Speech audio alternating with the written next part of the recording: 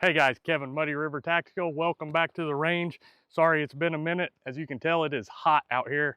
We're kind of in the middle of a heat wave and we haven't been making it out to the range as much. But today we got something that I'm really excited about, and to preference this, I'm a huge fan of their pistols, but I will say they've had probably the worst release I've seen out of a pistol in a long time. And that pistol's the H&K CC9. Ever since I heard of this pistol, I was super excited about it. And then they released them and just nobody could find them, couldn't get it anywhere. You couldn't even buy it online. Everybody sold out. Well, I finally got one, and I did not get it from a distributor. I didn't get it from HK. I actually found it on Grab a Gun and paid full retail price for it just to get one so that we could do a review on it, but more importantly, to bring holsters for you. We've had customers for the last, ever since they came out, wanting holsters for them, and we just won't release a holster until we have the actual pistol, because we want to actually test fit them off the actual pistol, make sure it functions, make sure it's all of that. We're not a company that's going to use a blue gun and send it to you and hope for the best fitment. So we had to wait for the actual gun. So I'm excited to announce, as of this video, go on muddyrivertactical.com. You can get holsters for the CC9 and every holster we offer, including light bearing, which I'll talk about real quick. You can see I got the light on the pistol just because I wanted to mess with it. The TLR7 sub is the light that we got and offering right now to start with. It takes the SA, the Hellcat rail version, so just be aware of that. And it's the number 6 key, and it's a tight fit against there, but you can tighten it and it does work. So light bearing holsters will be there as well. So a quick rundown of this pistol. It's roughly 18 ounces empty without the mag in it as it sits right here, and without the light, obviously. The barrel's like 3.3 inches, somewhere right in that range. It's got full ambi controls on it, which is super nice, especially for those left-handed guys like me. Front serrations, back serrations, optic ready, the RMS footprint there, so you can put the optic of your choice. It's got the serrated blacked out rear, and I believe it's a tritium front sight, which looks like a pretty decent sight. If this pistol does what I think it's going to do, I'm probably going to shoot it a lot more, and if I do, I'll put an optic on it. But these are literally the first time out at the range. I played with it at the shop here a little bit, but I haven't shot it yet. You guys are going to see that here first. So one thing I wanted to do real quick, because I didn't even know, when I heard about the CC9, you can see pictures, but you can't get a good idea of size-wise of how it compares. So I brought a couple of the comparisons. The SIG 365, which is the original to the market, you know, is noticeably smaller. It's a little bit shorter, just it's got a different, smaller feel to it, which the SIG 365 I was a fan of, and it's easy to conceal, but I never shot it super well because it's small. It's almost too small for me. So then the next one is the Springfield Hellcat. And if you look at these two pistols side by side, they're almost identical in size. The CC9 is barely longer, but that's about it. I mean, without just picking strings apart, they're almost the same. So if you know what a Hellcat size-wise, that's about what you're looking at for the CC9, which I think is kind of a good compromise. It comes with two mags, the 10+1 mag, and then the 12+1 mag, which they have labeled there for you. Obviously, once you start carrying it, you'll probably tear those off of there. But my first thoughts of the pistol is I think it feels really good. It's got a lot of characteristics in it that I like and a couple that I don't like.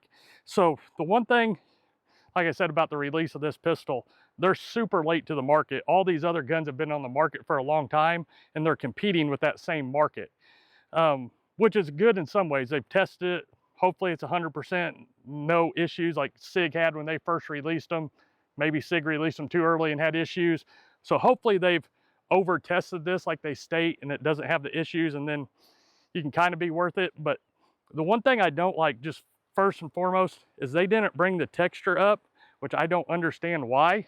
Like if you look at the Hellcat, it's got that texture in there, which I think really helps in my opinion, and a lot of people like it. It's not a deal breaker, but it's just something I figured they would do, especially having more time to develop it before bringing it to the market compared to all these other ones. But that's just my own personal opinion there. Like I said, everything's ambi on the gun, so it makes it super nice. This gun's not shot at all, so everything's still super tight and a little hard to work, but as it breaks in, that will get better. We have the light on it. It is a 2-slot light rail though. The only lights I've seen that work on it are this SA model TLR7 sub that we have on it, and then there's a Surefire light as well, which hopefully we'll be bringing holsters to you for that. But those are the two that are working currently. So let's put the first couple rounds through this pistol and just see how it shoots and get it on video so you can see. It is hot. All right.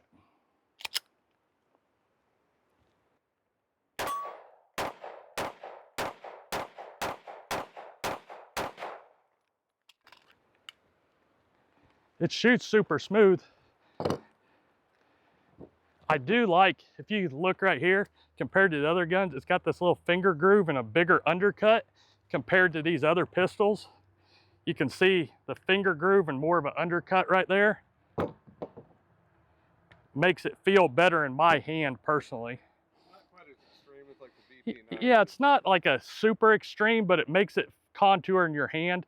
And the other thing I also like is how they've designed this. Even though it doesn't have the texture I like, this naturally brings your thumb down below the slide release, so you get your lock back. On some of these guns where your thumb rides right there, it rides almost on top of the slide lock, and then your slide won't lock back, which I don't really care for.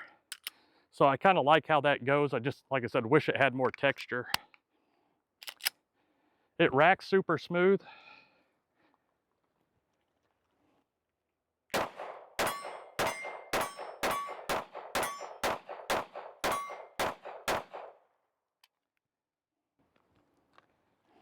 So far, so good. We're gonna definitely shoot this gun a lot more when it's not as hot out here. Come out here in the evenings and shoot it. This gun, like I said, I'm not a fan. I will say I'm an HK fanboy. I like HKs. I got a VP9 in the house. The trigger feels a lot like a VP9 if you look at it. It's got that trigger safety, and it's got that take up to the wall, and then it's got a pretty good break to it. The reset, it's a little bit long, but not bad for a defensive pistol. Overall, the trigger's good. If you like any of HK's triggers, the trigger feels really close to all of that. I'm not sure if I'd carry it with a light on it. The one thing I'm not a fan of is it's a small gun, so easy to conceal. The TLR7 sticks out past it, so it depends on how important carrying a light is to you. Anymore, I don't necessarily carry a ton of lights on my concealed carry pistols, but like if you're taking it home, put it as a nightstand gun as well, it's a good option. Or if you work in a situation where you need a light, we'll have the holsters for those as well. So overall, terrible release to the market from HK, but I'm hoping that it's going to prove to be 100% reliable and then be worthy. If they put the same quality of testing in as they have their other pistols, I think it will be in the long run. We'll just have to see. Me personally, if you're looking at one, I can't tell you right now how good the reliability is going to be, because literally you've seen the only 23 rounds or whatever I just shot through it. That's all I've shot through it.